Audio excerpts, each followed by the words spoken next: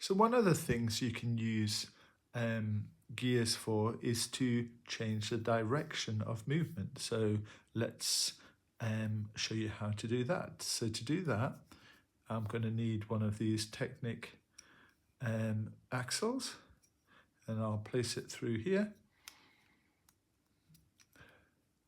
And I want this to hold in place. You can see that the gear is holding it in place. The axle's not going to fall out, but the gear is moving. So I use one of these Technic bushes and hold that in place. So now it's holding it in place.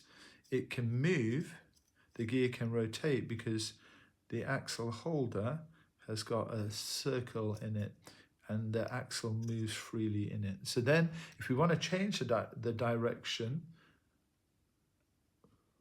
what we need to do is come through this way. So we'll get a Technic axle and push it through that way.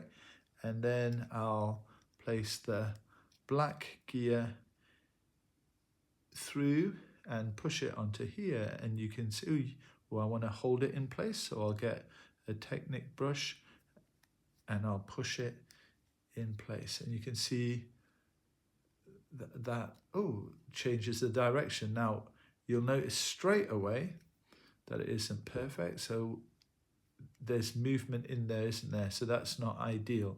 So the way around that is to try and get them to mesh. Now if I try and use the small one, the beige gear, then it doesn't kind of match up with the hole. So I'm going to change that for the grey gear and I'll shove it through. I've got the Technic bush holding it in place on one side and the gear holding it in place. You can see there's still a little bit of movement, so let's move this Technic bush up to there. You can see that it doesn't matter if the axles are poking out a little bit, that's not going to stop movement. And there you can see if we move it in one direction,